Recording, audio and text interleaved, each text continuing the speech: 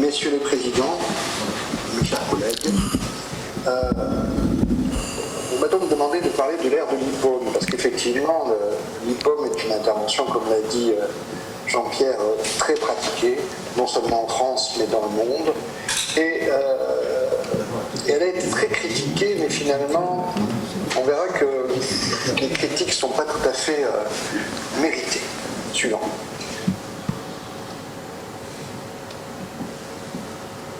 Donc en 2020, on ne sait pas encore exactement, et ça Jean-Pierre a parfaitement dit, on n'a pas une vision absolument parfaite de ce qu'il faut exactement faire en matière d'hernie ventrale, qu'elle soit primaire ou secondaire. Suivant. La hernie ventrale a été traitée par laparoscopie c'était pendant plusieurs années, ça Monsieur Rive nous avait montré la voie, mais la laparoscopie s'est invitée au moment de la seconde French Revolution pour contester la place de la orthopédie.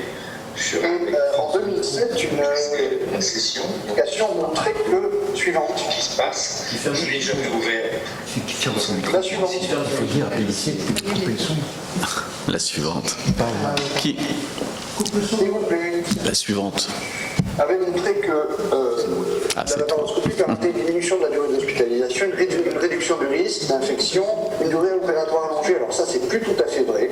Quelques complications majeures, des complications mineures et surtout des douleurs post-opératoires qui étaient comparables à la chirurgie ouverte. Suivant. En 2017 également, une nomenclature a été décidée pour savoir un peu dans toutes les possibilités de mettre en place une prothèse, comment il fallait appeler un chat et où il fallait que le minet se situe. Et en gros, suivante s'il vous plaît,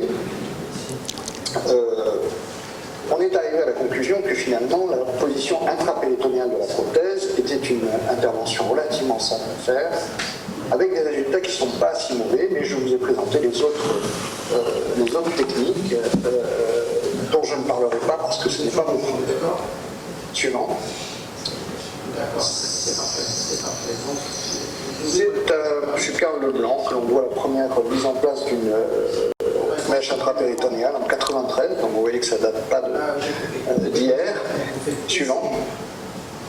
Et il avait donc défini la technique de l'IPOM. Alors l'IPOM, elle peut être mise en place par plusieurs techniques. La technique ouverte, bon, ça on la connaît. La technique du bridging, qui consiste par célioscopie à aller décoller les adhérences au niveau du défect, mettre une prothèse en pont, ou le terme de bridging, fixé par une double couronne d'agrafe, et puis avec plus ou moins des fils cardinaux, mais cette technique a quelques écueils. La deuxième technique consistait à mettre en place une plaque intrapéritonéale, mais en fermant le défect. Et vous verrez quel est l'avantage.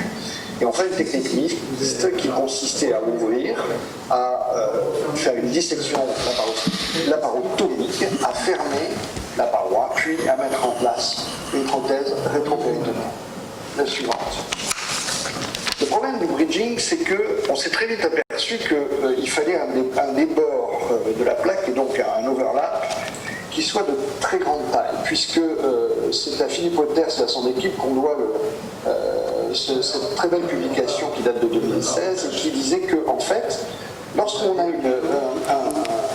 un défect de 2 cm, avec ces algorithmes, il arrivait à définir qu'il fallait une prothèse de 8 cm. Mais par contre, vous voyez très bien que quand on arrive à 8 cm, ce qui, somme toute, n'est pas une très grosse éventration, ou perte de suivi ou une hernie, il faut une plaque de 32 cm. Et là, ça commence à poser des problèmes en termes de taille de prothèse et de la façon d'affixer. Donc en fait, un des moyens d'éviter ça, c'est de fermer le défect, ce qui permet de réduire, pour un même overlap, la taille de la prothèse à mettre en place. Suivante. Voici un film très rapide qui montre donc une IPOM sur une hernie ombilicale. Alors là, c'est une hernie, donc c'est une hernie, je dirais, primaire. Donc très rapidement, on ferme le défect, on a disséqué, on enlève le sac et on met une prothèse fixée par des plaques. La suivante, s'il vous plaît. Ça marche pas. Là, il faut faire partir la vidéo, monsieur Bouet. La suivante vous montre une intervention un petit peu plus complexe. Bon, il y en a pour 2 minutes de vidéo. C'est une réintervention, c'est un redoux. Donc c'est une personne qui a eu en latéral, alors là ça pose plusieurs problèmes, hein. C'est latéral, c'est plus médian, a déjà eu une intervention de type bridging, vous allez voir qu'elle a récidivé, et le propos est de refaire une intervention. Donc les adhérences que vous avez vues n'étaient pas monstrueuses. L'exérèse de la plaque ou le décollement de la plaque se fait sans difficulté véritablement très importante, à condition bien sûr d'être méthodique et d'y aller pas à pas. On voit qu'on peut décoller la prothèse de façon très peu traumatisante, si je puis dire, et on peut retrouver ainsi les termes de la perte, enfin de l'éventration, princeps finalement, puisqu'elle n'a pas été traitée, elle a été simplement pontée par une prothèse qui là en l'occurrence n'était largement pas assez importante. Donc une fois qu'on a libéré toutes les adhérences, je suis désolé pour la qualité de l'image, je l'avais mise en haute qualité, mais pour des raisons de passage vidéo, la qualité est un petit peu moins bonne. Puis on va fermer ce défect par voie transpariétale à l'aide tout simplement d'une aiguille de reverdin. Je suis resté très traditionnel en matière d'instrumentation. Je suis désolé pour la qualité. Vous avez compris le principe. On ferme le système et puis on mettra une prothèse par-dessus qui permet, dans ces cas-là, d'être plus limité qu'un bridging puisque on a beaucoup moins de surface à couvrir, tout en gardant un overlap raisonnable de 5 cm. Vous passez à la suivante, s'il vous plaît. Alors, tout ça est très bien. Alors on a fait des tas de registres, hein. On a fait des registres, on a consulté tout un tas de registres. On doit à Hubert Joannet pour le rapport du 121e congrès français de chirurgie le nombre d'interventions, donc 45 242 en 2017, ça fait beaucoup. 19,1% célioscopie et puis des interventions combinées. La suivante. D'autres registres existent, en particulier ce registre qui porte sur le Danemark, de 2007 à 2010, 49%, donc presque 50% de chirurgie laparoscopique, donc de mise en place de prothèses quasiment pour la plupart jusqu'en 2010 en intrapéritonéal. Le suivant. Ce registre aux USA, 2009 à 2010, 80 000 cures de hernie, là encore 26% de cures de par voie célioscopique. On voit qu'il y a des différences entre l'Europe et les États-Unis en matière de laparoscopie. Le suivant. Et puis en 2016, patatras, il y a un monsieur Cocotori qui dit que finalement, de mettre en place des prothèses, c'est dangereux. Alors c'est dangereux et il dit ça en disant que les prothèses sont dangereuses à mettre en intrapéritonéal, mais également en extra-péritonéal, dans d'autres positions, en rétromusculaire, donc la position qui est préconisée qui était préconisée par M. Ring. Et il dit qu'à 5 ans, le risque cumulé de complications en rapport avec la prothèse est de 3,7% par voie célioscopique, donc moins que par voie ouverte. La suivante, s'il vous plaît.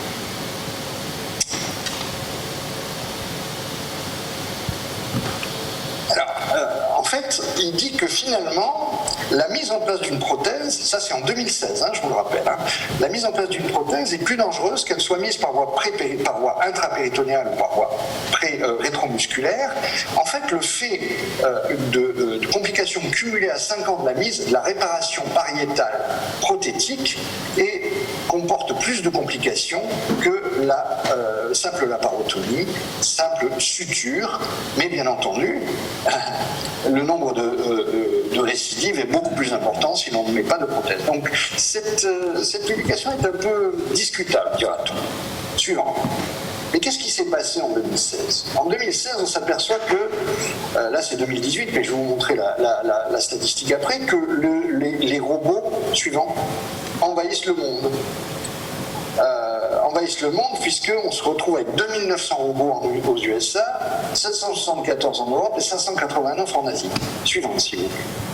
Et on constate en même temps une augmentation de façon très importante du nombre de cures de hernie, qu'elles soient ventrales ou inguinales. D'ailleurs, Jean-Pierre Cossa vous a dit que c'était un peu sans justification, puisqu'en 2016, on se retrouve avec 29 000 cures de hernie robotique. Donc ça veut dire qu'il y a une poussée lobbyiste du robot qui devient extrêmement importante. Suivante.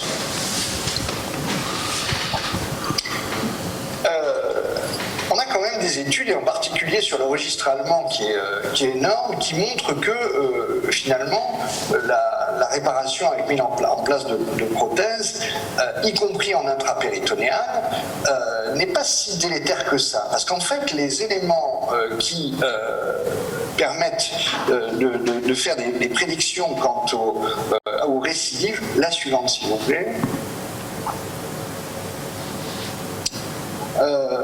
montre un léger désavantage en termes de complications péropératoires sous forme de plaies viscérales et de saignements. Mais en fait, on a beaucoup plus de complications quand on fait des interventions de sublé, c'est-à-dire de rétromusculaires, puisque ces complications sont beaucoup plus nombreuses. Mais il n'y a pas de différence, pour conclure dans cette série allemande, il n'y a pas qui reprend toutes les interventions, puisque c'est l'équivalent de leur PMSI qui a été analysé. Eux ont le droit, nous pas trop. Donc il n'y a pas de différence significative en termes de récurrence, donc de récidive et de douleur à 1 an entre les deux techniques, que la plaque soit intrapéritonéale ou rétromusculaire. Suivant. En fait, ce qu'il arrive à définir, c'est que en termes de récidive, les éléments les plus importants sont les hernies larges, la chirurgie ouverte, le sexe féminin, le BMI élevé, une situation latérale de la hernie, ça on le savait, et des douleurs post-opératoires élevées. Ça, c'est les éléments prédictifs d'une récidive. Suivant.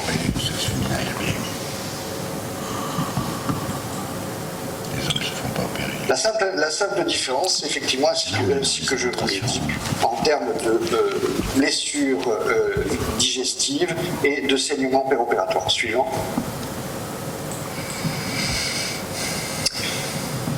On a fait une analyse de notre registre au niveau du club hernie et on s'aperçoit que depuis 2011, vous avez les chiffres, 11 197 hernies ventrales colligées, donc des hernies incisionnelles, des primaires et des parastomiales. On retrouve simplement 64 reprises dans les 30 jours, donc c'est très faible, 1,18%. Beaucoup d'ambulatoires et nous avons suivi des patients à 2 ans. On retrouve 1070 patients suivis à 2 ans. Suivant. Sur les différentes IPOM, l'ensemble des IPOM, on retrouve donc 64 reprises, 74 incidents péropératoires, c'est ce que je vous disais, des saignements, quelques plaies intestinales qui ont pour la plupart pu être suturées, d'autres ont nécessité des résections intestinales, très peu de morts dans la période post-opératoire, 50 séjours en réanimation, 50 réadmissions. Suivant. Pour les IPOM suivis à 2 ans, je vous ai donné les caractéristiques de la cohorte, un âge moyen de 63 ans, un BMI moyen de 28,9, ce qui est quand même assez élevé, une ratio parfaitement équilibrée entre hommes et femmes, technique laparoscopique pour 52%, open pour 47%, et en urgence 21%, donc assez peu d'urgence. Suivant. Le score ASA, vous le voyez, il est conforme à la population globale, donc la répartition hernie primaire et ventration, suivant. C'est en gros 50-40. Pour les IPOM suivis à 2 ans, on retrouve la mise en place de prothèses qui sont en moyenne de 226 cm², ce qui est quand même assez important. Ça va jusqu'à 1500 cm². 1500 cm², ça fait 52 par 52, je crois, si je ne m'abuse. Durée opératoire moyenne 42 minutes, ce qui finalement est assez relativement court. Beaucoup d'ambulatoires. Pour ce qui concerne les IPOM que nous avons pu suivre à 2 ans, seuls 14 incidents péropératoires ont été signalés, soit 1,3% et 0,9% de réintervention. Suivant. L'appréciation à 2 ans des patients est pour 90% soit bon, soit excellent, avec 1% de mauvais et 5% de moyen, ce qui est quand même tout à fait honorable. Le taux de récidive retrouvé est de 79, soit 7,3%, et dans les 2 ans, il y a eu un taux de réintervention sur ces 79 de 4,5%, donc 48. Suivant. Donc, non, là c'est un petit peu tôt. Oui, excuse-moi. Un petit peu tôt encore. Voilà. Voilà. Donc les guidelines ont été, là c'est les dernières qui ont été produites en 2020 par le BJS, donnent pour ce qui concerne les IPOM, pour ce qui concerne la mise en place de la prothèse, une évidence assez faible puisque c'est sur 1 sur 4 avec une faible force de recommandation entre la mise en place d'une prothèse intrapéritonéale ou rétromusculaire.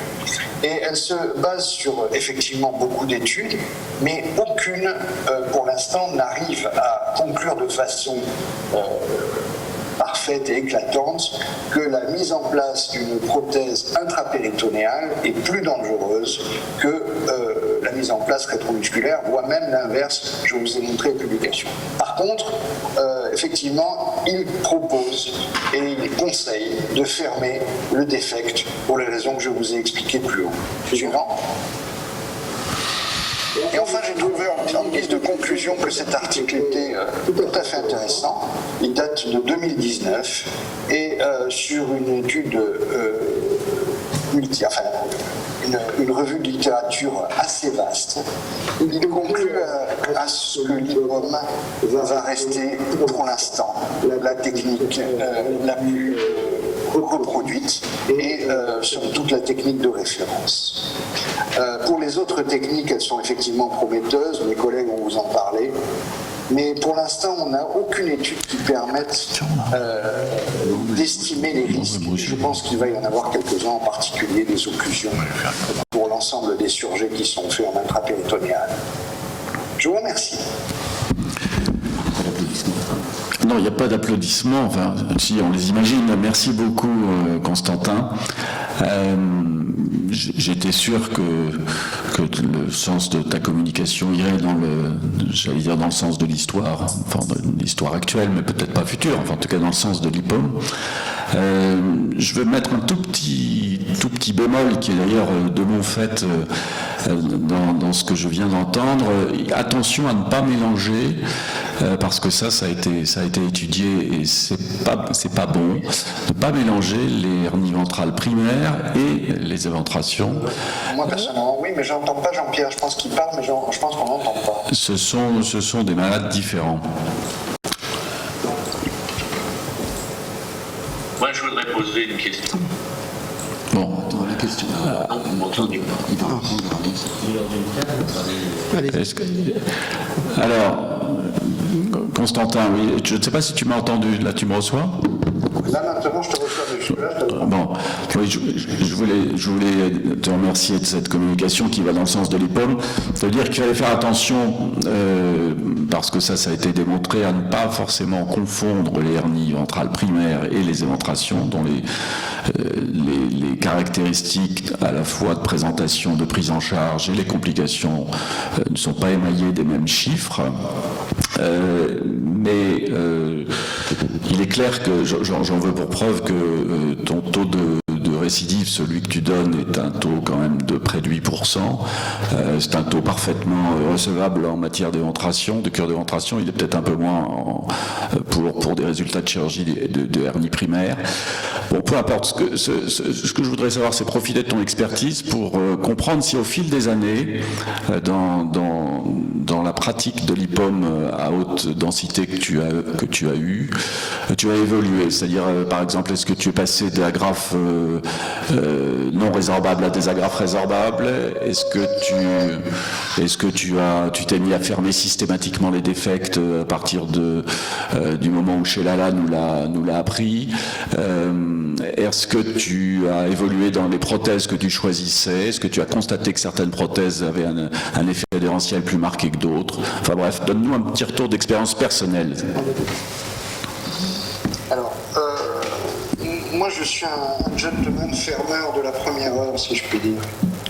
J'ai toujours considéré qu'un défect devait être fermé, parce qu'on a fermé en laparotomie, parce qu'on nous a expliqué que tout petit, finalement un galbe abdominal ça se respectait ou ça se restaurait, si je puis dire. Donc à partir de là, moi j'ai toujours fermé. Ça c'est la première chose. La deuxième chose, c'est que je pense qu'effectivement, pour répondre à toutes tes questions point par point, effectivement, j'ai évolué au fil des années en fonction de prothèses. Je dois dire que les dernières qui nous sont proposées sont d'excellente qualité. Alors, il y a eu des catastrophes, on le sait. Je ne cite personne, parce que ce serait bien qu'il y ait des prothèses qui nous ont donné 100% scientifique, parce qu'elles ne voyaient pas là, tout simplement. D'autres qui sont un petit peu démentielles. Je pense qu'effectivement c'est difficile d'aller mettre du vortex en intrapéritonéal. Mais je pense que l'industrie nous réserve et nous permet d'avoir maintenant des prothèses qui sont adaptées au milieu intrapéritonéal sans nécessairement créer des catastrophes. Vous avez vu sur le film que les adhérences sont essentiellement des adhérences épicloïques et qu'elles sont facilement levables. Je ne dis pas qu'il n'y a pas eu de prothèses dans les intestins, on est bien d'accord, ça existe, on en a tous vu.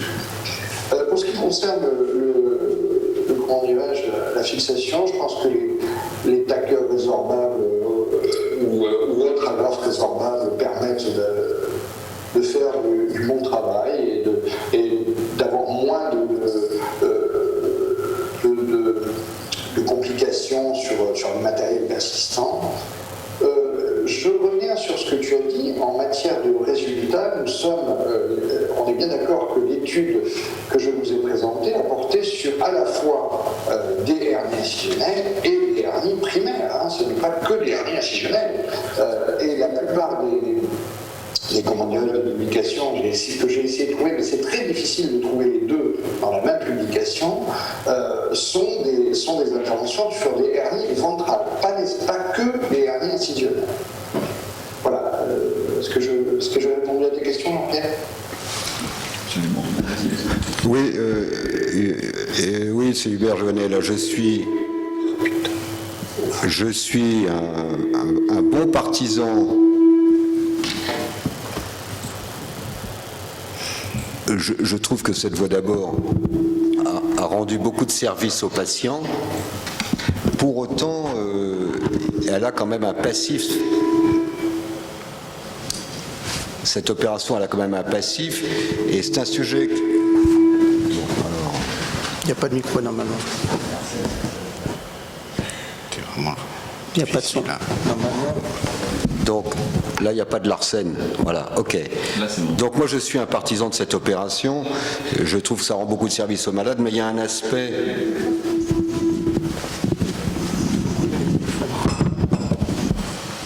Il y a un aspect qui n'a pas été abordé parce qu'il est quand même mal connu, c'est le risque des réinterventions. Là, tu nous as montré une vidéo, effectivement. Coupez le son là-bas. Allez-y. Tu m'entends, Constantin ? Tu m'entends ? Bon. Je disais que j'étais un partisan de cette intervention. Je vais baisser celui-là peut-être. Et qui rend beaucoup de services aux malades. Ceci dit, il y a un aspect qui n'a pas été évoqué, c'est le risque des réinterventions. À l'époque de la laparotomie, il y avait des équipes, en particulier celle de Jean-Pierre Arnaud, qui mettaient des plaques non composites en intra-abdominal. Et c'était pas toujours évident de réopérer ces patients.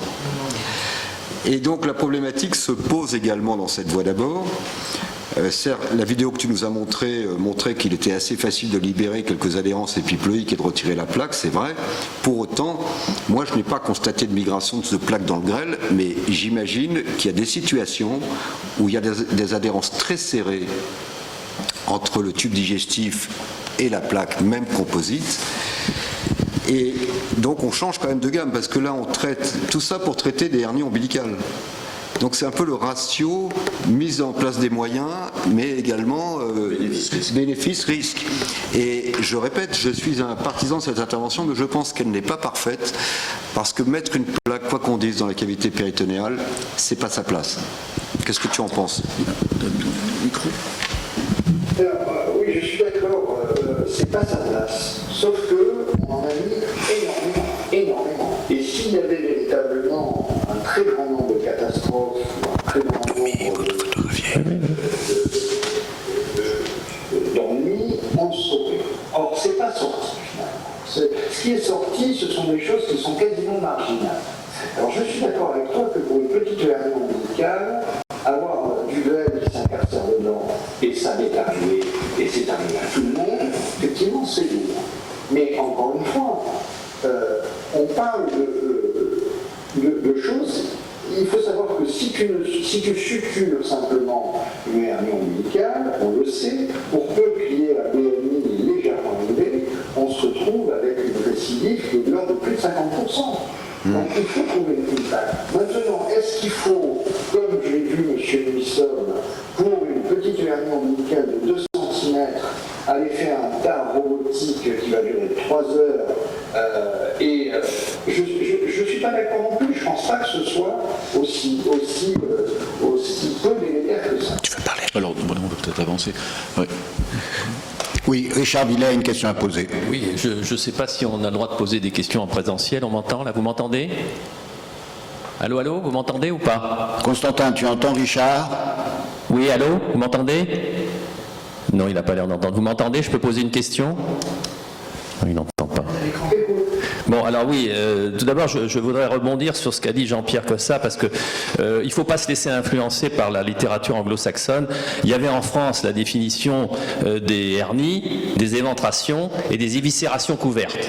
Et je vous rappelle que moi qui ai connu l'époque des ventres ouverts, on a eu des éviscérations couvertes qui mesuraient parfois 15 cm à fermer, mais il n'y avait pas de péritoine. Et vous n'avez absolument pas abordé le mot de fermer le péritoine ou pas, et c'est fermer l'orifice hernière. Il y a l'orifice d'éventration ou hernière. L'autre question que vous abordez pas, qui est quand même une question, c'est que parfois on peut pas fermer dès que ça dépasse 10 cm. Et il y a quand même eu, moi je suis plutôt de l'élève, j'excuse de faire un numéro de vieux, mais de Rive, de Chevrel et autres, où il y avait besoin parfois de faire des incisions aponévrotiques de décharge qui permettaient de fermer, et donc on les recouvre maintenant avec une plaque. Donc je crois que ça c'est un intérêt, c'était mon premier commentaire, et je voudrais savoir si vous faites jamais des décharges pour pouvoir fermer correctement votre orifice. Et ma deuxième question, c'est celui du chirurgien.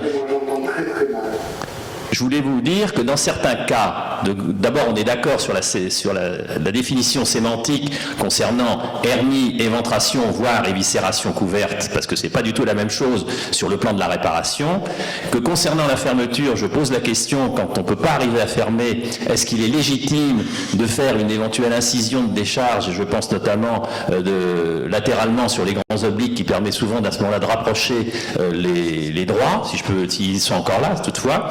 Et l'autre question, c'est ma deuxième question, et ça a déjà été un petit peu abordé, c'est celle du chirurgien qui a utilisé de très nombreuses prothèses par voie vaginale. Vous savez que les procès se sont multipliés, et je voudrais quand même qu'il y ait quelques précisions, notamment dans la voie intrapéritonéale, concernant les différents matériaux, vous en avez parlé, mais c'est pas la même chose de savoir si on désire mettre une prothèse hydrophobe qui ne s'intègre pas à la paroi, qui sera facile à retirer, comme les prothèses de polypropylène, qui sont totalement différentes des prothèses de mersilène, qui elles vont être habitées par les cellules et qui ne pourront plus être retirées, mais qui ont un autre avantage, c'est qu'elles donnent moins, par contre, de rigidité.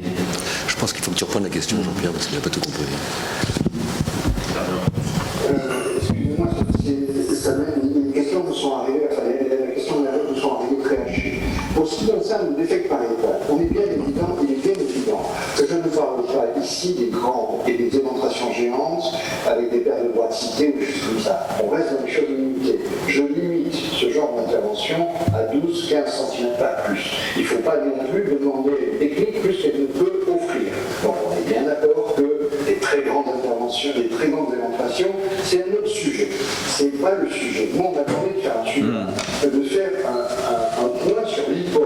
Je vous fais un point sur l'IPOM. Je ne traite pas aujourd'hui de la cure des éventrations géantes. Oui, mais dans les résultats, dans ces cas-là, il faut mettre les diamètres. Ça, c'est la première chose. La deuxième chose, c'est qu'effectivement, l'évolution de l'industrie fait que les prothèses sont de plus en plus adaptées. On a des prothèses C'est pas grave, on reste sur l'évolution qui est. et